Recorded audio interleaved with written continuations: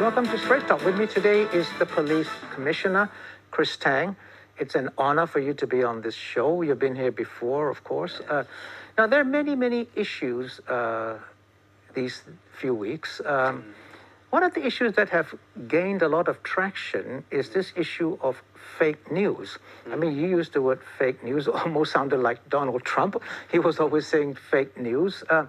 Now, you said that some newspapers had reported fake news from your National Security Education Day, right? There were pictures of children at that event holding toy guns, and that became an issue with some parents. As a police commissioner, do you think it's right to give young children toy guns to play with? First of all, I'm not talking about that report is a fake news. I'm talking about different issues here, right? First of all, maybe I can tell a little bit more about the pictures, right? On that day, obviously, this is the National Security Education Day. So on that day, we would like to educate about the students about what is national security, and also we would like them to know more about our units involved in enforcing or in defending the security of Hong Kong. So that's the reason why we have some sample guns for the kids to look at. I think you and me both were kids before, and it's normal for kids to get the guns, toy guns, and to run around, and that's very natural, right? The point is a picture was taken, and then it's highlight to take the pictures to related it to violence during the FOO incidents, and it's subsequently got the school being doxed, and a lot of harassment to be done on the school. I think it do hurts the weak mind of the children, and I think this is the evil part. But the thing is, Mr. Commissioner, if you don't mind me saying, in the old days, yes, I played with guns, for sure, but nowadays that has become less and less acceptable for young children to play with toy guns. But I'll leave that alone for a while. I know that the newspaper had published a picture of children playing with toy guns, right? It was not taken by the newspaper. I think it was taken by somebody. And the other picture, I think, was the Prince Edward event during the protest in 2019. And they put the two together, comparing the police, dealing with protesters and the kids playing with guns. But why is that wrong? I'm just I trying think to here I'm understand. talking about the motive. What are the motives? To try, the kids are playing with toy guns and they're happy and they're innocent. The point is to try to put that picture and make it relating to some violence during the FFO. The motive is very suspicious. Is it, try to incite hatred? Is it try to split the society? Is it, try to create a contradiction between different sectors of the society? And I think this is the evil part. Okay, now, but then with media freedom, whether there is a motive or not, as long as it's not illegal, they can do what they want. Of course, the press have freedom, but sometimes you have to look at, is it moral? Is it ethical? And the motive behind, is there anything to do with what I've mentioned about like incite hatred, so that it may harm the national security? And this is something that I have to look into. Now, you said that, and I think the CE had also said that they were concerned with fake news, and you said that there is no law dealing with fake news now, but you may use the national security law to deal with fake news. Now, with media freedom, even the CE says there is media freedom. How do you define what is fake news and what is not fake news? Right. Of course, I respect the media freedom, but I think everyone in the society have to respect the law, and there's no one above the law, right? So for the time being, there's no specific law on fake news, right? And there's no legal definition about fake news. Yes, this is what I'm concerned about. Right. There's no legal definition. The point is, if some of the phenomenon, some of the news, the motive behind is like to incite hatred as a result, or it may, subsequently have some effect on like subversion, secession, and I think that may relate to national security. It's hard to prove. I'm not saying that it's easy. Nothing is easy to please. And I think apart from national security law, just don't limit it to national security law. We have other laws, like in the crime ordinance. Like you have seditions is also another. So you won't create a new law to deal with fake news? I mean, of course, it's good to have a separate law to make a clear definition about fake news, right? But it's something that I think ultimately is good. Of course, it needs to be deliberate in the society and it needs to be developed. But at least for the time being, we have some other laws to take care of those criminal acts and with criminal motive. Okay, so there is an intention to pass a new law dealing specifically with fake news. I think it's good to have such a law. Okay. For every law that can, assist the national security and assist us to make the Hong Kong more safe, I think it's good. Okay, now I'm going to move on to another topic. This is a bit lighthearted. On National Security Education Day, the police plus other disciplinary forces marched in goose step style, which is very different from what Hong Kong people are used to. And I received a lot of, messages showing that clip. Now, people are unfamiliar with goose step marching. Do you plan to eventually move completely away from the traditional marching to goose step? Okay. First of all, let me tell you, a police force is a progressing organization. We always learn something new. It's also included in the marching. So, I mean, we have reunified with China for like 20 odd years. I think it's good to introduce, some of the marching in the Chinese style. I think it's very natural. And in the National Education Day, National Security Education Day, I think it's also good to have a Chinese style marching to show our respect to the country. I think it's very normal. No, what I meant was, Mr. Commissioner, is that going to be a slow progression until traditional marching will no longer be? I mean, for the time being, we do not have a plan to replace the traditional Hong Kong style of marching. But I mean, as a result of what we have done in the National Security Education Day, it seems that it's good to have a ceremonial marching to be in Chinese style. It may be a good thing. Okay, now, last week, quite a lot of very senior opposition figures were jailed or given suspended sentences. I mean, I've known Martin Lee for many, many years. He doesn't support independence or anything like that. How do you ensure national security by arresting somebody who's over 80 years old? I think, first of all, they are not arrested and charged with national security related offenses. They are charged with illegal assembly or organizing and participating in unauthorized assembly. This is under the public. But it was a peaceful ordinance. Right. The point is, are they breaking the law? Because we have issued an objection letter. Right? They disregard, as a very senior counsel, they disrespect the law. The law is the law. I think for us as a police, it's very simple, whether you break the law or not. Okay, so now we were talking about fake news. One particular newspaper, you didn't name that newspaper, but you criticized that paper. There's a lot of rumors that there's very little chance that that particular paper can actually survive in Hong Kong. Will you close it down? I mean, I'm a police officer. So I'm looking at crimes. If there's any crime, I'm going to deal with it. Whether it closed down or not is not my issue. Now, people like Dennis Kwok from the Civic Party and Ted Hui from the Democratic Party and quite a few others have left Hong Kong. Some of them were facing charges, and they have left Hong Kong to various countries. If you want to extradite them back, you cannot because there is no extradition treaty anymore. Do you still plan to get them back? How? I think everyone has to be responsible for their own act, in particular illegal act.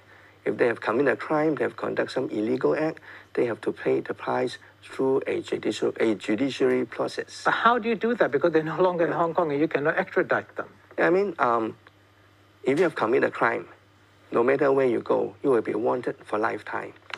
And I think it's a disgrace for the family and, for those people being incited by them, and now they're put behind a bar, and they're now getting away from Hong Kong and enjoy, their benefit. I tell you what, we will utilize whatever means to have them arrested, including extradition, of course. But you know, But of what course, other means are there aside from extradition? There are I mean, no of other course, means. depending, or we can persuade them to come back. That I don't think that they'll ever do. You mean to say that they'll never be able to come back to Hong Kong, right? Of course, they will be allowed to come back, But you they'll know, be arrested. Of course, if they are wanted for some offense, they will be arrested. I mean, they have to be responsible for what they have been doing. I think this is their conscience, and I hope their conscience will make them to come back to Hong Kong to face the legal consequence. Now, you know, they were candidates and they were LegCo members and so on, freely elected. Now, with the new political changes in Hong Kong, future candidates will be vetted, and the first vetting stage will be the police, National Security Police in Hong Kong.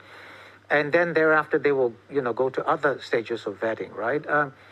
What are you looking for? I mean, people worry that you see an opposition candidate, you'll immediately disqualify that person from the vetting process. I think in most of the country, if they have a national security agencies, they will do national security vetting. We are no different from other countries. We will look at someone, see whether they will pose national security threats. And I mean, if someone criticizing the government, it doesn't mean that they will harm the national security. It's two things, criticize and whether you pose a harm. Quick break, see you soon.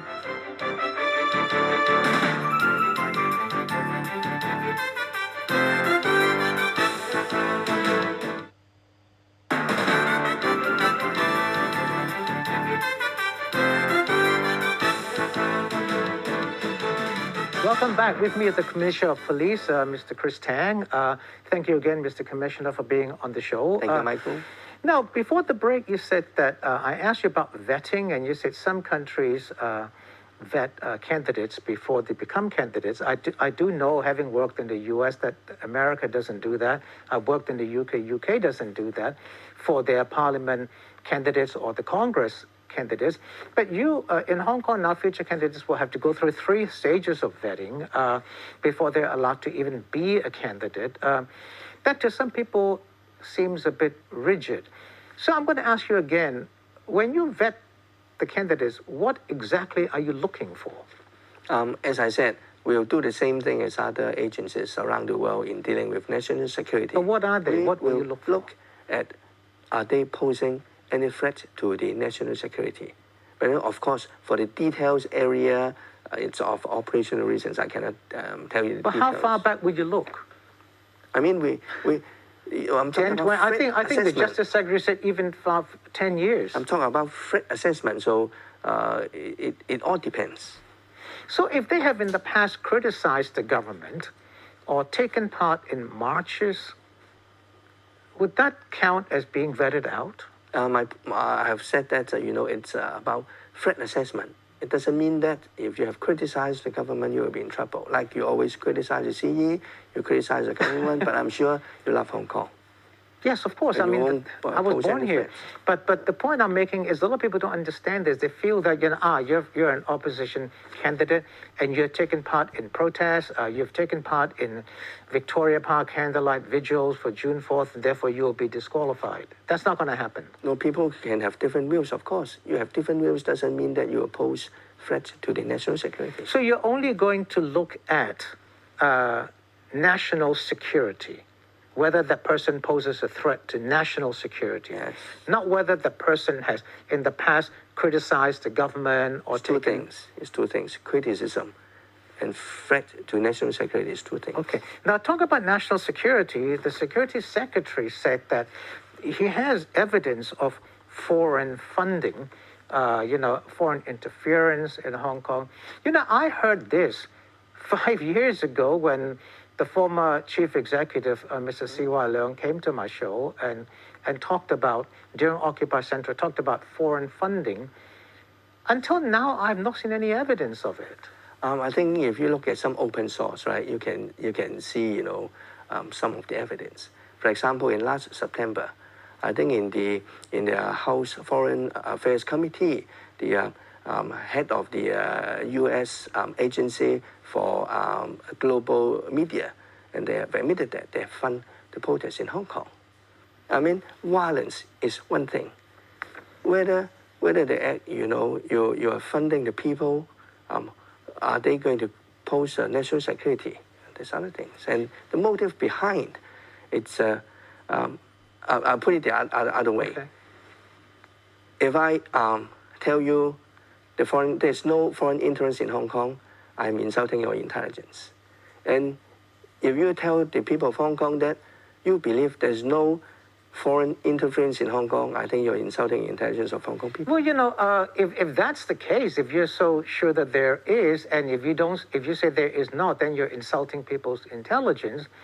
Then you're also insulting people's intelligence by not providing proof or allowing an independent commission of inquiry, which you've always opposed.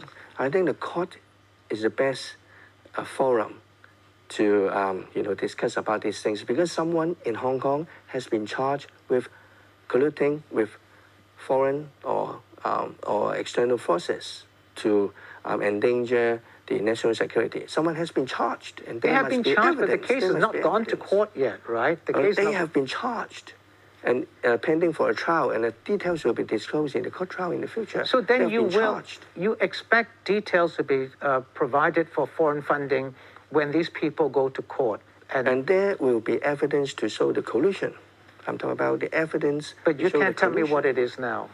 I mean, it will be, condemning the court. So, but you say there is, but you cannot tell me at this point, right? No, I said in a lot of open documents, you can find those details. So why don't you then just have an independent inquiry or charge those, or bring out the proof now and says, there it is, foreign funding. As I said, you can find it from open source, and I have quoted a few. Okay, now move on again. You said that you will only, we talked about Martin Lee and others, you said that it was not national security, it was illegal assembly. They marched without a police permit, right? And then they were arrested, and you said because that in itself was a crime.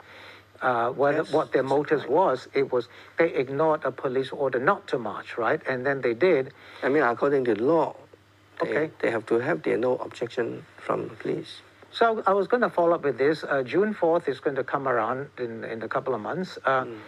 I asked you this last time you were here, but now as we're getting closer to the time, every year you have allowed a candlelight vigil in Victoria Park.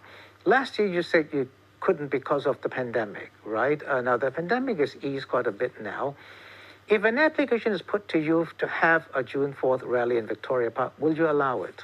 I think we'll do it in accordance with law. The law states very clearly that when we consider whether we're allowed a public event, we'll have to look at the public order aspect, the public security, and also the national security and the right and freedom of individual. And we have to go through an assessment process. So you cannot tell me now yes or no whether you will give a permit? Of course, there are a lot of different elements to consider. Because before you would give it routinely. It's not routinely. Every time we go through a threat assessment, it's not but you still gave the permission, right? I mean, because on previous occasion, accordance with our threat assessment, it's okay. So that's the reason why we issue. So now you think there may be a threat assessment problem? I mean, of course, we have to depend on what's happening during that period of time. Okay, now I'm going to change subject. To say. Change subject again. Police recruitment has fallen. You and I both know that police image is not that good. How can you repair that? First of all, we have to know why our image has been at stake. Obviously, there's some do it on purpose to try to smear the police. As you can see, the smearing campaign against the police. But recruitment fell by 40%, Mr. Commissioner. I mean, that's a there's lot. a set of reasons. First of all, it's about the smearing campaign, and it's about the police hardship because, during the FOO period, our police officers, they work more than 20 hours per day, and we are subject to constant doxing. Our families are being harassed. It's a very, very tough job. You used FOO several times. What exactly is FOO? I mean, it's the affirmative, I'm talking about the offensive act. All right. Okay, yes. so sorry, that's what you were talking about because of the protest, because of the fugitive. Protest, yes. Okay, now, the chief executive said that Hong Kong has now returned to normal with the combination of national security law and the political changes. Has it really, Mr. Commissioner? Because as you say, the FOO, the Fugitive Offenders Act ordinance, started all this, but the issues underlying it have not been solved. normality we've got back only because people are afraid. I mean, it depends on what aspect. I believe I interpret what the CE mentioned is about the law and order is now resumed to normal. As you can see. But it's not a real normal because the problems have not been solved. In terms of law and order, it's safe now. We can, walk on the street safely. We will not, be scared about there will be a roadblock set by the mob. But you're not afraid. You're not afraid that protesters will come back again. Of course, it will come back, but at least it will come back. It depends. As I said before, people may go underground. So that's the reason why we are really worried about the local terrorism. Okay. And as you can see, in February, before the Chinese New Year, we have arrested some people with materials that can make explosive. Okay, so I've got very, very little time left. When I asked you to come to the show, you immediately accepted. Tell me the reason why. I mean, because you're my friend and I respect you. And I know that it is your last episode, so it's also my honor to be the guest of your last episode. Well, thank you very much. It is my last show, and I'll be leaving. So tell me, as you look forward to down the road in Hong Kong, what do you see? I would say, as you said, the law and order situation is improving, right? But there's still we have the national security issues that we have to look into, how to make the mind of the people in Hong Kong to be stand fast by national security. But not everybody thinks that things are back to normal. People think that things are not normal. It's abnormal. I would say law and order has been returned basically, but of course we have to be cautious about any underground local terrorism and also any foreign forces that try to cause harm to our national security. So you're saying that foreign forces could cause harm to Hong Kong? Of course. All right, okay. Well, thank you again for being on this show, being my final guest on Straight Talk. I won't be on Straight Talk again. A new host will be taking over, and his name is Eugene Chan. He is a professional and a columnist, and he'll be sitting here next week. And so good luck to all of you. Take care, and God bless.